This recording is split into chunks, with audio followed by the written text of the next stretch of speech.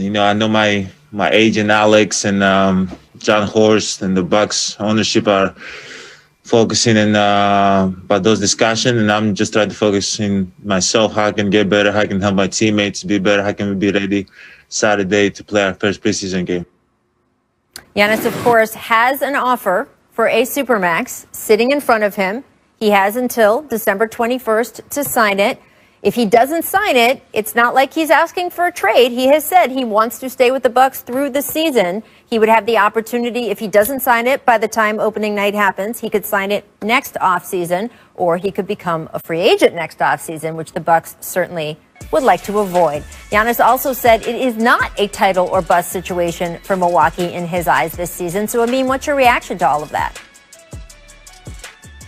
My reaction is if he had a strong desire to stay in Milwaukee, he'd sign a Supermax extension. Now, obviously, he's still got a couple of weeks before he has to make that decision. But the reality is no one in Milwaukee can feel good if he doesn't sign it by then. That doesn't mean it's all over, but clearly something has shaken his confidence in the situation for him not to take this enormous big bag of money right now. Yeah, and I think Giannis, he really has shown just in that one instance, that one clip that we just got, sort of a masterclass in deflecting. And that's exactly what we want to do as athletes.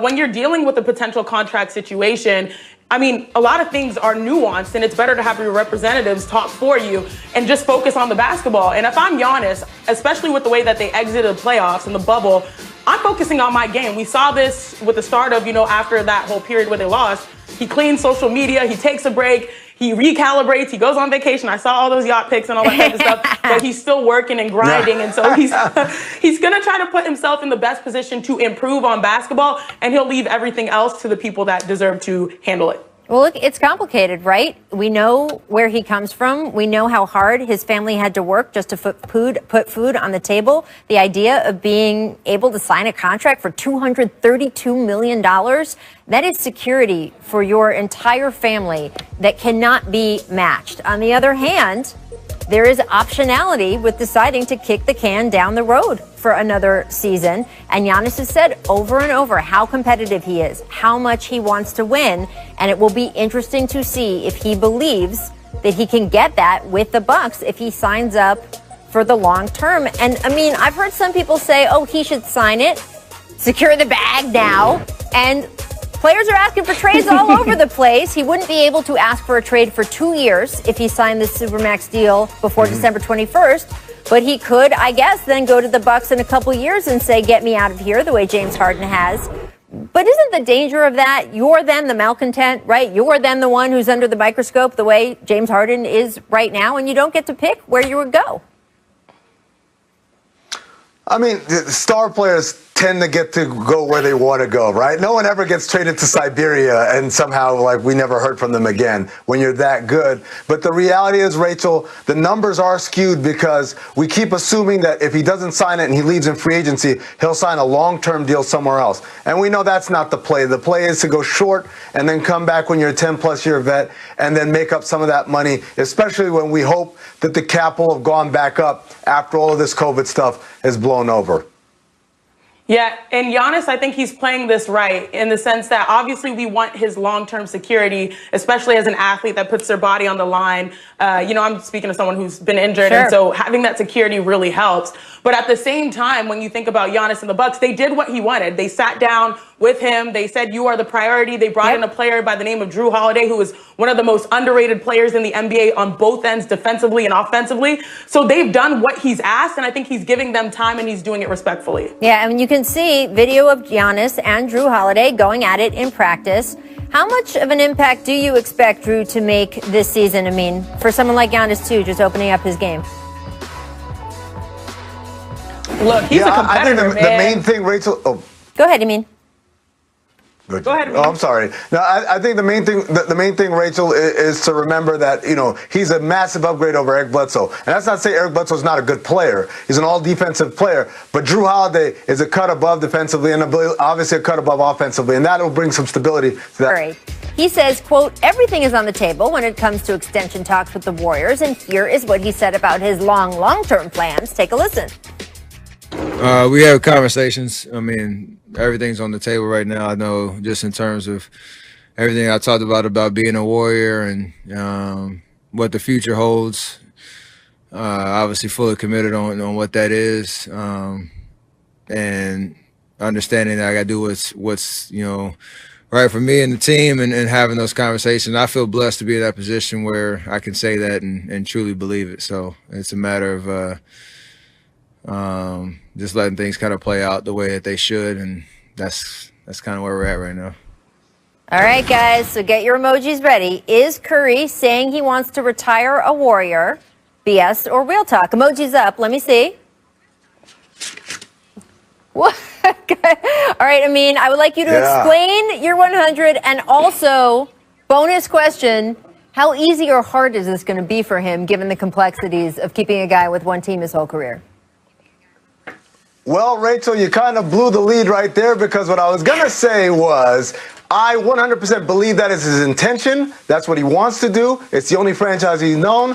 But because we know how the NBA works, it's kind of BS. Nobody does this, right? Dirk, Kobe Bryant, Reggie Miller. Name one other person who's played 10 plus years with the same franchise and retired there. We can't name any, because the way this league works is at some point you are going to be a diminishing value for the franchise, and they will move on in order to secure a brighter future, or else get dragged down with it. And the reality is Steph does have strong ties to the Charlotte area. I expect him one day to play for the Charlotte Hornets. So I believe him, but I don't think it's going to happen.